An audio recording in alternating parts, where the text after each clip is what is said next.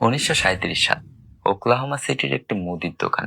মেঝেতে সাজানো কয়েকটা কার্ড, মালিকের বহু রাতের পরিশ্রমের ফল। অথচ দিনের শেষে একজন ক্রেতাও সেগুলোর দিকে ফিরে তাকাননি। আজ সেই একই আবিষ্কার ছাড়া পৃথিবীর একটা সুপারমার্কেটও অচল। একটা ব্যর্থতা কিভাবে এতটা অপরিহার্য হয়ে উঠল, সেই প্রশ্নের উত্তর খুঁজতেই আজকের এই পর্ব।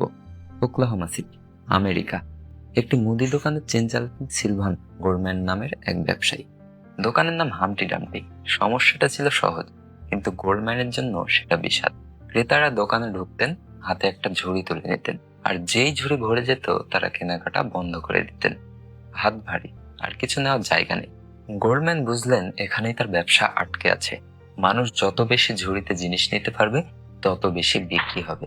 কিন্তু সমাধানটা তখনও তার মাথায় আসেনি। একদিন গোল্ডম্যানের চোখ পড়ল তার অফিসের একটা ভাঁজ করা কাঠের চেয়ারের উপর। মাথায় একটা চিন্তা এলো, যদি এই চেয়ারের পায়ায় চাকা লাগানো যায় আর সিটের জায়গায় বসানো যায় একটি ঝুড়ি।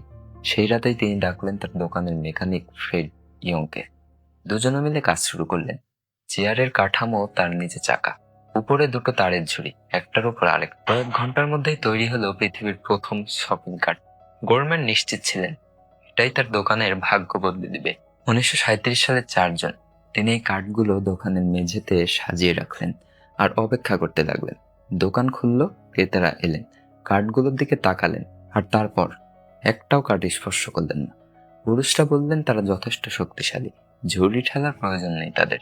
মহিলারা বললেন আরেকটা কথা, এই কার্ড দেখতে অবিকল বাচ্চার ফ্রেমের মতো, কে বা চাইবে দোকানে বাচ্চার গাড়ি ঠেলতে।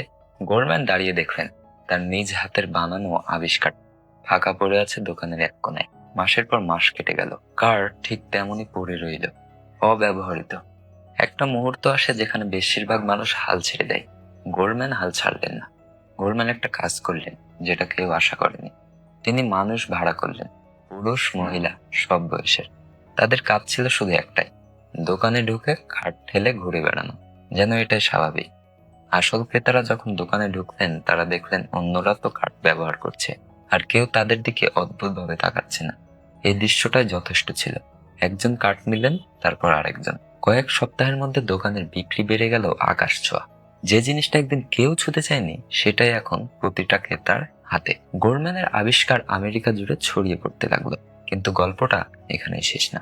কয়েক বছর পর মিসৌরিতে একজন মেকানিক, নাম অরলা ওয়াটসন, একটা সমস্যা লক্ষ্য করলেন।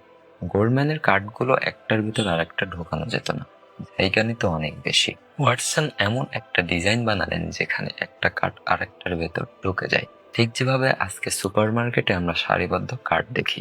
গোল্ডম্যান এটা মেনে নিতেন না। শুরু হলো প্যাটেন্টের লড়াই। দুইজন আবিষ্কার, একটাই ধারণা, একটাই ভবিষ্যৎ।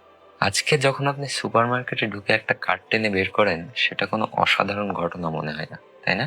কিন্তু এই একটা কার্ডের পেছনে আছে একটা ব্যর্থতা, একটা কৌশল, আর দুইজন মানুষের জেদ। যে জিনিসটা একদিন কেউ ছুতে চায়নি, সেটা ছাড়া আজ একটা সুপারমার্কেট কল্পনা করা যায় না। আবিষ্কার ডিকোডে এরকম আরো গল্প আসবে। চ্যানেলটার সাথেই থাকুন।